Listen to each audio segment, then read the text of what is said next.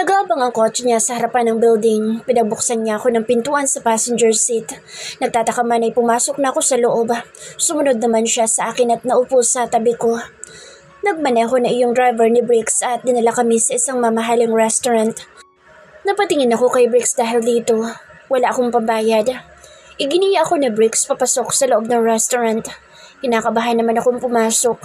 May sumalubong agad sa amin at binatay si Briggs. The staff of the restaurant accompanies us and guided us in a private room. Nalaki ang mga mata ko.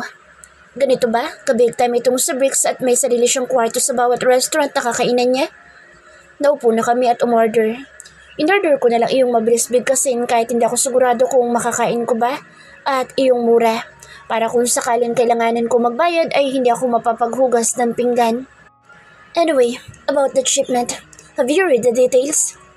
Tanong niya na makaalis na yung waiter at maiwan kaming dalawa. Tumango naman ako sa kanya. Ammunitions, right? Pangungumpirma ko. Tumango naman siya. It's restricted importation. Ipinatong niya ang siko niya sa lamesa at pinagsalikop ang kanyang mga daliri bago ipatong doon ang kanyang baba. At sa tingin ko, alam mo nang hindi mo siya pwedeng i-declare na ammunitions or else we'll get in trouble. What are you planning to do? Tanong niya sa akin. Para bang sinusubukan niya ako. Huminga ako ng malalim. Kailangan kong kumalma. Hindi ako pwedeng kabahan at magpakain sa takot.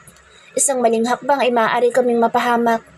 Nasa kontrata man na poprotektahan nila ako ngunit hindi ko masasabi kung hanggang saan o anong extent nila ako kayang protektahan. Yes, may ibang dokumentong ibinigay sa akin yung supplier niyo. I think it's fraudulent documents. Yun ang mga dapat kong gamitin, tama? Nakatingin lang si Briggs sa akin. Maya-maya pa'y tumango ito at kumisi. I'm expecting you to release it without problem, Miss Miranda. I saw from your transcript of records that you graduated with Latin honors. Cum laude, right? Nalaki ang aking mga mata. Nahihiyang marinig iyon mula sa kanya. Tumango na lang ako sa kanya. Ayokong pinag-uusapan ng tungkol doon. Wala naman akong napala sa honors ko nung college. Hindi naman ako yumaman dahil doon. Hindi napadali ang buhay ko nang dahil meron akong honors. Paglabas mo ng college, pantay-pantay kayo sa field. It will arrive next month. I'll monitor it kung mapapaaga pa at kung madadali. Ayusin ko na mga kakailanganin para sa permit. Sabi ko sa kanya. Natigil ang aming pag-uusap dahil bumukas iyong pinto at pumasok ang mga waiters upang iserve na sa amin ang pagkain namin. Nagpasalamat ako doon sa waiter at umalis na rin sila. Why do you need a permit? Nagtatakang tanong niya bago hinati yung steak na in-order niya. Pinanood ko siyang gawin iyon. The way he cuts a steak is graceful. Halatang sanay na sanay. Yung idadeclare na item, instead of ammunition, is regulated goods. We need a permit in order to release it without delay and without encountering problems. Pagpapaliwanag ko sa kanya at nagsimula na rin kumain. Tumango siya. May ngisi pa rin sa kanyang labi. Hindi ko alam kung nagiging sarkastiko lang ba siya o sadyang papuri ang ibig sabihin ng pag-ngisi niyang iyon. I don't know. Hindi ko alam kung maiintindihan ko ba siya. You're confident, Miss Miranda. Aren't you nervous since this is your first illegal shipment? Napatigil ako sa pagkain dahil doon at napatingin sa kanya. Nakita ko ang makahulugang ekspresyon ng mukha niya. I am, but being nervous will not do me any good. So might as well just be confident and pretend that I'm not going to commit something illegal. Sagot ko sa kanya kahit na kinakain na ako ng kaba at takot ko. Sana lang talaga hindi kami mahuli. Natapos na kaming kumain na dalawa. Muli kaming sumakay sa kanyang kotse upang makabalik na ng opisina. May oras pa naman para kahit papaano ay makapagpahinga ako bago muling bumalik sa trabaho. Sumakay na kaming muli sa elevator. May ilan pa kaming nakasabay na agad namang binati sa Briggs nang makilala nila ito. Napatingin din sila sa akin. Siguro ay nagtataka dahil magkasama kami ni Briggs. Hindi ko na lang iyon pinansin at lumayo na lang kay Briggs. Baka magka-issue pa. Ayoko naman maging laman ng balita ng mga chismosa. Kaya bago-bago ko rin ay magkaka-issue ako. Isa pa may boyfriend ako. Hindi ko pati balak patulan itong si Briggs, no? Kahit na magandang lalaki siya. Dumami lalo ang tao nang papaakyat na kami sa kanya-kanyang floor. Kada may papasok at lalabas ay binabati sa Briggs o di kaya naman ay magpapaalam sa kanya. Napapansin ko naman na hindi niya pinapansin ang mga iyon. Ganito ba siya kadistansya sa mga tao? Parang hindi naman. Under doon niya kaya kapag nakakausap ko. Tumunog ang elevator at bumukas iyon. May ilan ako nakasabay na dito rin sa floor na ito lalabas kaya sumabay na ako sa kanila. Goodbye, Vienna. Nanlaki ang mga mata ko at napalingon pang muli sa loob ng elevator. Ngunit hindi ko na siya nakita pang muli dahil sa pagsasara ng elevator. Napatulala ako roon sa gulat. Hindi ko akalain na magpapaalam siya sa akin ganoong hindi ko nga nagawang makapagpaalam sa kanya. Maglalakad na sana ako papasok na opisina nang mapansin ko yung mga kasabay kong babae na nakatingin sa akin. Halatang nagulat din sa ginawang pagbati ni Brix sa akin. Oh dear me. Sana ay hindi sila mag-isip ng kung ano at bigyan niyo ng kahulugan. Kagaya ng plano ko ay nag-monitor at nag-compute lang ako ng mga shipments. May dadating akong isang shipment bukas. Inasikaso ko na rin iyong kakailanganin mga dokumento para sa pagkuha ng permit. Magpapapunta na lang siguro ako ng messenger sa Quezon City. Hindi ka pa uuwi? Tanong ni Venice sa akin. Napatingin akong muli sa aking orasan at napagtantong 5:00 na pala ng hapon. Tinignan ko mabuti kung may kailangan pa ba akong gawin o kinakailangan ko bang mag-overtime. Hindi na naman kaya't sumabay na ako kina Chad at Venice na umuwi. Hindi ako makasagot. Iniisip ko kung paano makikipag-usap sa dalawa. How should I address them? Napansin ata iyon ni Chad kaya't agad siyang nagsalita. Hay nako sis, cut the formality. Friends tayong lahat dito. Halos magkakasing edad lang naman tayo eh. Saad ni Chad. Nagulat man sa kanyang sinabi at sa pananalita niya ay natuwa na lang din ako. So, he's a homosexual? I see. He's still great. Gulat ka ba? Ganyan talaga iyang si Chad. Minsan ay natatakot bumunyag. Kasi dati si Sir Rico, yung pinalitan mo, homophobic. Kaya nahirapan si Chad noon. Buti nga wala na siya rito eh. Minsan akala mo kung sino yun. Dahil pa nga si Sir Brix ko mag-utos. Feeling siya ang may-ari ng kumpanya. Natatawang sambit ni Venice.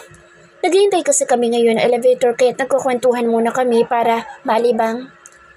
Lagi kanyang iniinsulto, Chad? Yung Sir Rico nyo? Pagtatanong ko, kung hindi ako nagkakamali ay yun yung binaril ni Brix. Madalas, hindi ko nalang pinapansin. Ang hirap makapagtalo sa saradong isip. Napakunot ang noo ko. I have relatives na kagaya ni Chad and they are good people. Hindi ko magets yung mga taong nilalait ang mga kagaya nila. I believe that being homosexual or bisexual will not make you less of a person. That's why I don't get those people who try to degrade them or downplay them. Sabi ko sa kanila. Pumalakpak naman si Chad dahil sa sinabi ko. I know sis. Ay naku, basta na kita ngayon. Natawa naman ako sa sinabi niya. Nakakatuwang mabubuting tao ang kasama ko sa trabaho. Bumukas ang pinto ng elevator kaya papasok na sana kami nang makita namin muli si Brix na may kausap sa telepono sa dulo ng elevator. Nakahawak ang isang kamay niya sa handrail ng elevator. Napatingin siya sa amin saglit bago kausapin muli yung nasa kabilang linya. Pumasok naman kami at tumahimik dahil nga may kausap si Brix. Nasa unahan ko sina Chad at Venice habang ako naman ay nasa bandang likod kapantay ang pwesto ni Brix. Tahimik lang din ako. Hindi kami makagawa ng kahit na anong ingay dahil sa presensyang dala ni Brix. Napasilip ako sa kanya. Napansin ko ang seryosong ekspresyon ng mukha nito habang kunot ang noo. Parang ngayon ko lang siya nakitang ganito. Nakakapanibago sa mayabang at presko niyang presensya sa tuwing kausap at kaharap ako. Natapos ang pakikipag-usap niya. Ganun pa man ay hindi pa rin kami gumawa ng kahit na anong ingay. Bumubukas ang elevator sa iba't ibang floor dahil na rin siguro uwian ngayon. By the way, Vienna, nilingon ako ni na Chad. Saan ka nga pala nakatira? Sa Buendia kami. Vito Cruz. Matipid na sagot ko. Pumalakpak sila at sinabing sabay-sabay na kaming umuwi. Alam ko na may tumingin sa akin ngunit hindi ko na iyon pinansin pa. Bakit ba tumingin si Brix sa akin? Isa pa, bakit biglang nasa labi ko siya? Kanina lang inasa sa kabilang dulo siya ng elevator ah. Siksika na sa loob ng elevator kaya't may mga oras na napapadikit ako kay Brix. Naiirita ako dahil ang tagal namin bago makarating sa ground floor. Kada floor, ata kasi ay tinitigilan ng elevator. You know, my condo is also in Vito Cruz. Bulong niya. Napatingin ako sa kanya ngunit hindi sumagot. Hindi naman kasi ako sigurado kung ako ba ang kinakausap niya. Tumingin din si Bricks sa akin. Dear Lasal. Nalaki ang aking mga mata dahil napatunayan kung ako nga ang kinakausap niya. Oh shit. Malapit lang din sa Lasal ang apartment ko. If you want, I can give you a ride. Marasa kong umiling kaya't hindi na niya iyon natapos pa. Napatingin ako sa mga kasama namin sa elevator at napansin may mga kanya-kanya silang mga mundo. Nakahinga ako ng maluwag nang mapansin na hindi naman nila kami naririnig. Hindi na. Kasabay ko sila. Bulong kong pabalik sa kanya sabay turo kina Chad. Napatingin naman siya kina Chad na nag-uusap din bago muling tumingin sa akin. Pilit akong ngumiti at nag-iwas na ng tingin. Hindi ko alam pero pakiramdam ko ay may malaki akong sekreto na itinatago sa lahat sa tuwing nag-uusap kami o sa tuwing may interactions kami ni Bricks. Kahit alam ko namang walang ibig sabihin iyon. Kailangan ko na itigil ito. Pakiramdam ko rin kasi kahit wala naman at hindi naman talaga, nagkakasala ako kay Oliver. Nang dumating kami sa ground floor ay agad akong sumunod kina Chad at Venice. Nagpaalam kami kay Bricks at umalis na. Sa biyahe papauwi ay tawa kami ng tawa dahil sa biro ni Chad at Venice. Ako naman ay hindi makapagsabi ng biro dahil alam ko na hindi ako nakakatuwang tao. Yung mga barkada ko lang sa probinsyang natatawa sa akin talaga. Siguro ganoon nila ako kamahal.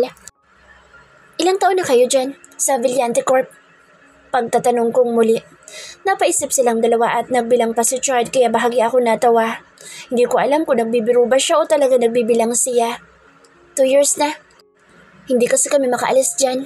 Ang ganda kasi ng benefits at mataas din ang sweldo kaya buhay ka na talaga. Natatawang sabi ni Chad. Tapos ang gwapo pa ng boss mo. Char. Natawa ko sa sinabi ni Venice. She didn't lie though. Pero wala akong oras magluway sa ibang lalaki dahil may Oliver na ako. So true. Intimidating nga lang siya sir. Most of the time pero mabait naman yun. Pero alam mo yun, parang kapag kaharap mo siya, bawal magsalita na walang kwenta or else magagalit siya sa iyo. Sobrang professional kasi ni sir. Parang nakakatakot biruin. Pero base sa mga naririnig ko sa iba, mabait naman daw talaga si sir. Sabi ni Chad. Hindi ko naman maitatanggi iyon. He offered me a job at kaya may pambayad ako sa utang ko ay dahil din sa kanya. Kahit na may pagkasarkastiko siya. Galante pa. Ang laki magpabonus na sir, lalo na kapag maganda talaga yung performance mo. Wika ni Venice na para bang kinikilig pa. Pilit naman ako ngumiti. Ayokong mahalata nila na hindi ganoon ang tingin ko sa boss namin. Tapos nakita mo na bang iba mga Villante? Diyos ko, Basti, iba talaga. Para mga Diyos at Diyosa na mula sa Greek mythology at bumaba mula sa Olympus. Halos tumitiling sa ni Chad at hinampas siya ni Venice at sabay pa silang kinilig. I saw one. If I'm not mistaken, his name is Bernard. Naalala ko na may nakilala ako noong pipirma ko ng kontrata. Holy cow! Si Sir Bernard? Grabe sis, crush ko siya. Sabi ni Venice at tinulak-tulak pa si Chad. Napapaaray naman si Chad pero pareho silang natatawa. I mean, in terms of look. Pareho naman silang gwapo talaga ni Sir. Pero iba kasi yung ugali ni Sir Bernard. Mapagbiro ba? Tapos gentleman na babaero. Natawa kaming tatlo dahil sa mga sunod na komento ni Venice tungkol sa pinsan ni Bricks. Sa sobrang dami namin pinag-usapan na hindi na namin namalayan na nasa hill, puyat na pala kami. Bumaba na kami at nagpaalam sa isa't isa. Dito kami sa way na ito. Ikaw ba? Tanong ni Chad at Venice sa akin. Sasakay pa ako ng isang jeep. Tumango sila at naghiwalay na kami ng daan. Naghintay lang ako ng sakyan na jeep papuntang V2 Cruise. Nahiga na muna ako sa kama ko na makarating sa apartment. Gusto ko muna magpahinga bago magbihis. Nakabili na rin ako ng hapunan ko bago ako pumasok ng apartment kaya't hindi ko na kailangan pa lumabas muli. Ipipikit ko pa lang sana ang aking mga mata nang tumunog ang cellphone ko. Agad ako napabangon at kinuha yung cellphone ko sa bag. Nakita ko ang pangalan ni Oliver kaya't walang pagdadalawang isip ko iyong sinagot. Hey boo. Bati sa akin ni Oliver sa kabilang linya. Muli akong nahiga sa kama ko at nakipag-usap muna sa kanya. Hi! Masayang bati ko naman sa kanya. Simula nang mapag-usapan namin yung tungkol sa kasal at hindi kami nagkasundo, ay hindi na muli namin iyong pinag-usapan. Dahil alam namin sa oras na mapag-usapan na naman namin iyon, ay magtatalo na naman kaming dalawa. I'm in Cavite right now. I can't visit you. I miss you so much. Sabi ni Oliver sa akin. Napangiti naman ako sa sinabi niya. I miss you too. Ano palang ginagawa mo sa Cavite? Tanong ko sa kanya. May naririnig din akong ingay sa likod. Halatang abala ang lugar kung nasaan siya ngayon. Seminar. Ipinadala yung team namin sa isang subsidiary company ng kumpanya namin. Baka bukas pa kami makabalik ng Manila. Napanguso naman ako sa sinabi niya. Gusto ko pa naman sana siyang makita. I see. Ingat ka dyan, okay? Yun na lang ang sinabi ko. Ano pa nga bang magagawa ko? Pareho kami may trabaho. Ang huling pagkikita pa ata namin ay noong isang buwan. Sadyang busy kasi siya sa trabaho at madalas ay ipinapadala sa ibang lugar. You too. So, how was your first day in your new job? Naalala ko sinabi ko na nga pala sa kanya na nakakuha na ako ng bagong trabaho. Hindi ko pa lang talaga sinasabi kung ano at kung saan. Good. Wala pa naman ako masyadong ginagawa kaya hindi na muna ako nag-overtime. Sagot ko sa kanya. Tumayo ako at lumapit sa aparador ko upang kumuha ng pamalit na damit. I'm glad to hear that. Ano palang ginagawa mo doon? Mabigat din ba ang trabaho kagaya sa dati mong pinagtatrabahuhan? Nag-aalalang tanong niya sa akin. Naalala ko kasi na madalas akong umiyak sa kanya at magreklamo sa tuwing ang dami kong ginagawa at nagkakamali ako sa declaration ng entry.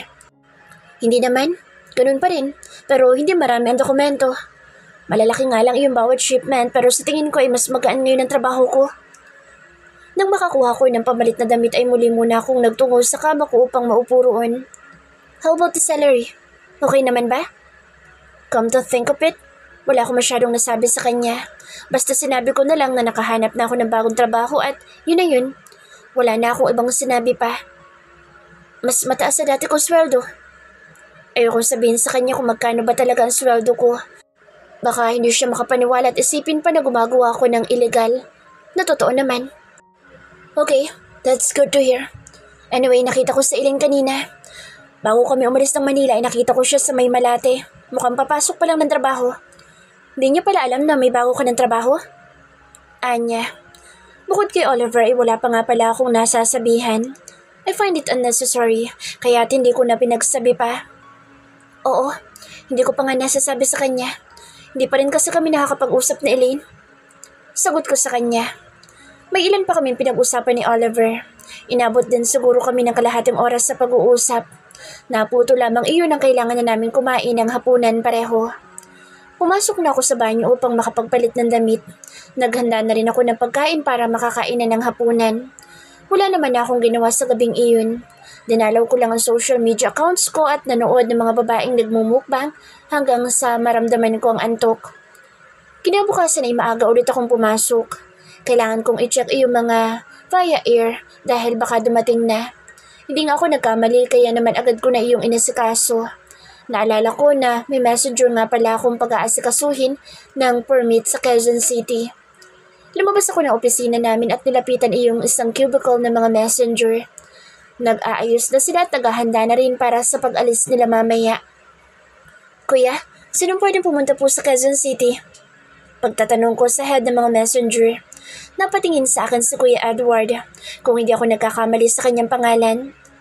Si Kevin, ma'am. May ipapaasikaso ka ba? Tanong niya sa akin. Tumango ako at ibinigay iyong folder na naglalaman ng mga dokumentong kakailanganin sa pagkuha ng permit. Kinuha iyon ni Kuya Edward nang maalala ko na wala pa palang perma iyon ni Bricks. Ay kuya, sandali lang po pala. May papipirmahan pa po pala ako kay sir. Natawa si kuya sa akin at ibinalik muli ang folder na ibinigay ko. Nagtungo ako ng elevator para pumunta sa 25th floor kung saan nandoon ang opisina ni Bricks. Nandun na kaya siya? O iiwanan ko na lang ito sa secretary niya? Rebecca? Pagtawag ko doon sa secretary niya, tumingin ito sa akin at ngumiti. Nandiyan na ba si sir? May papipirmahan sana ako. Kailangan lang para sa permit. Iiwanan ko na lang sa'yo. Pero kailangan na kasi yun bago umalis yung mga messenger sa baba. Ipinakita ko sa kanya iyon. Sumenyas naman siya sa akin ng sandali lang gamit ang kanang kamay niya bago kunin ang telepono at may tawagan. Good morning, sir. Nandito po si Miss Miranda. May papipirmahan daw po siya. Papaiwanan ko na lang po ba yung dokumento? Tanong ni Rebecca. Ako naman ay sumandal muna habang hinihintay ang sagot ni Briggs. Okay, sir. Noted. Sabi niya bago ibaba ang telepono at tumingin sa akin. You may enter the office. Ikaw na daw magpapirma sa kanya. Tumango ako at matipid na ngumiti sa kanya. Naglakad na naman ako at dumiretso sa opisina ni Briggs. Kumatok ako doon at tinintay na sumagot siya. Nang payagan niya na akong pumasok ay doon ko lamang binuksan ang pinto ng opisina niya. Hindi ko akalain na ang aga niyang pumasok ng opisina. Good morning, sir. Bati ko sa kanya at lumapit na sa kanyang lamesa. May papipirmahan lang po ako. Magpapaasikaso na po ako ng permit para sa shipment natin ngayon. Hard disk po kasi ang napili nilang ipa-declare at kakailanganin po natin ng permit doon. Inilahad niya ang kamay niya kaya ibinigay ko naman sa kanya iyong folder na puno ng dokumento. Binuksan niya iyon at pinag-aralan ang mga nakalagay doon. Okay, this is for what shipment? Tanong niya sa akin. Huminga ako ng malalim bago sumagot. Bakit ba parang nahihirapan ako makapag-usap sa kanya palagi? Ay, the ammunition, sir. Hininaan ko ang boses ko. Napangisi naman siya sa ginawa ko. Hindi ko alam kung may nakakatawa ba doon. Nag-iingat lang naman ako dahil baka may makarinig sa amin. See, I'll trust you on this. Kinuha niya yung ballpen niya at pinirmahan iyong dokumentong kailangan niyang pirmahan habang nakatingin sa akin. May ngisi pa rin sa kanyang labi. Hindi ko alam kung anong purpose ng pagtiting niya sa akin habang pumipirma. Nagmamayabang ba siya na kaya niyang gawin iyon? Wala akong paki. Muli niyang iniabot sa akin ang folder kaya agad naman ako nagpasalamat sa kanya. Magalang akong tumango sa kanya at nagpaalam. Palabas na ako ng opisina niya nang tawagin niya akong muli. Diana, napalingon ako sa kanya. You don't have to be formal. I thought I already told you. Just to call me Briggs. Hindi ko alam pero may kakaiba akong naramdaman sa sinabi niya. Ito ba talaga ang dahilan bakit niya ako tinawag? You're my boss. Sabi ko sa kanya. Parang hindi tamang tawagin ko siya sa palayaw niya o mag-first name basis kami. I saw him biting his lower lip before chuckling. Hindi ko maintindihan bakit niya yun ginagawa. I don't remember saying a joke. If it's just the two of us, you don't really need to be formal. It's fine. I slightly tilted my head, still confused about what he's saying. Ganun pa man ay hindi na ako nagsalita pa o umangal pa. Bahala na. Sa tingin ko naman ay tatawagin ko pa rin siyang sir kahit anong pilit niya. And hindi ako muling nakaalis nang muli siyang magsalita. Nainis akong lumingon muli sa kanya ngunit hindi ko ipinahalata iyon. Tiningnan niya lang ako habang nilalaro ang labi niya. Para bang nagdadalawang isip kung sasabihin niya ba iyong binabalak niyang sabihin o hindi. Hindi ba siya aware na kailangan ko magtrabaho ngayon? Inuubos niyang oras ko. Mumuntong hininga sa Briggs bago umiling. Never mind. Bahagyang kumunot ang noo ko roon. Pinatigil niya ako sa pag-alis para talaga hindi niya sabihin iyon. Wow, amazing.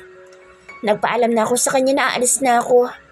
Mabilis ako naglakad dahil baka tawagin na naman niya ako o pigilan sa pag-alis. Tapos ay masasayang lamang ang oras ko dahil wala naman pala siyang sasabihin. Ibinigay ko na ulit sa mga messenger iyong folder bago ako lumapit sa mga processor. Sinong nasa na iya? Pagtatanong ko sa kanila, naabutan ko pa na ang ilan sa kanila ay nag-aasikaso na ng mga dokumento. Sina Chris po, ma'am. Magalang nasagot sa akin na isang processor. Tumayo naman iyong tatlo at lumapit sa akin. May papaprocess ako ngayon. Mga 3 entry. Ilalodge ko pa lang naman. Tumango sila sa akin. Nang akala ko ay wala na kaming problema ay biglang nagtanong iyong isa. Ano pong warehouse, ma'am? Tanong sa akin ni Chris. PSI at Pure Cargo. Tumango silang muli at umalis na ako. Kailangan ko nang maayos iyon. Nang mapirmahan ni Briggs iyong mga dokumento ay pinirmahan ko na rin.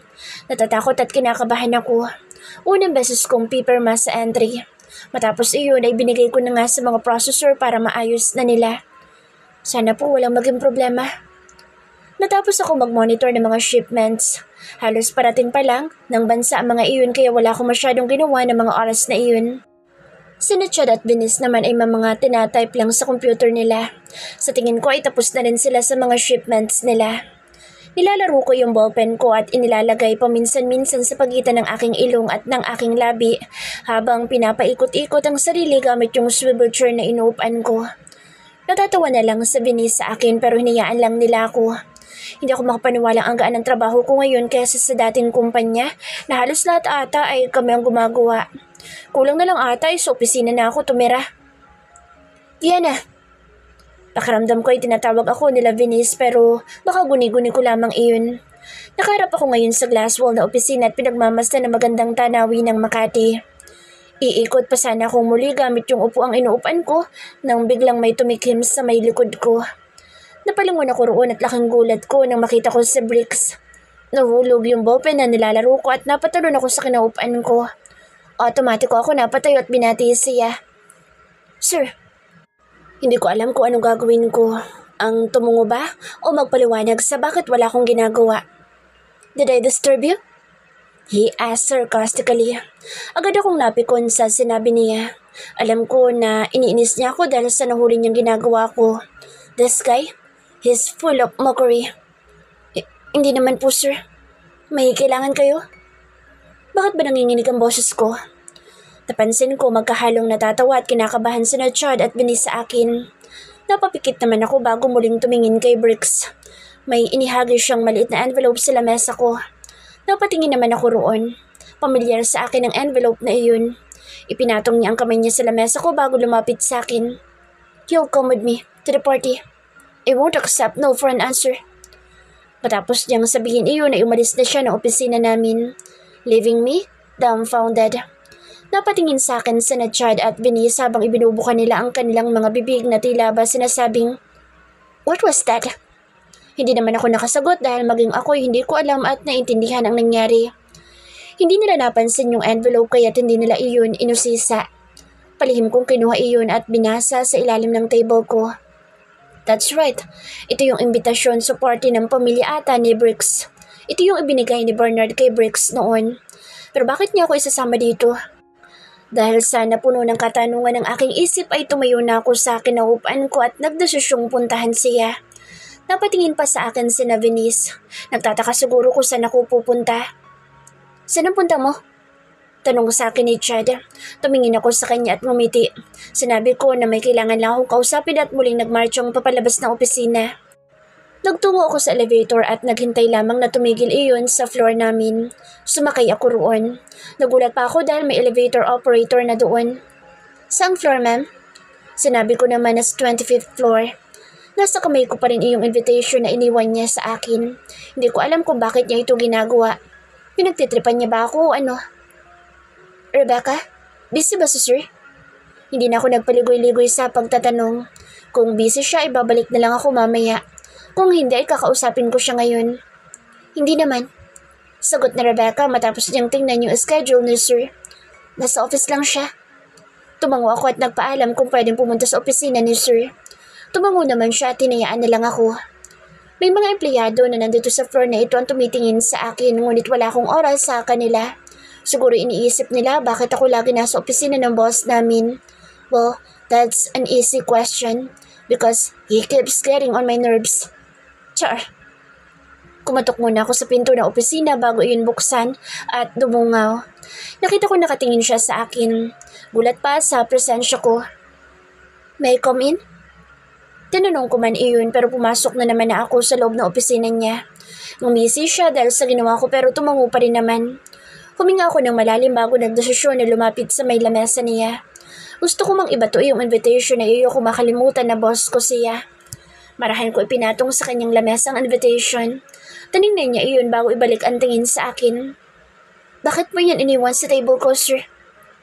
Pinagdiinan ko talaga yung salitang sir. Dahil gusto ko siyang mapikon sa akin lalo na't sinabi niya na maaari ko naman siyang tawagin na lang sa pangalan niya kapag kaming dalawa lang. Nakita ko nawala ang gising niya dahil sa sinabi ko. Gusto ko mang ako naman ang umisi sa kanya ay hindi ko ginawa.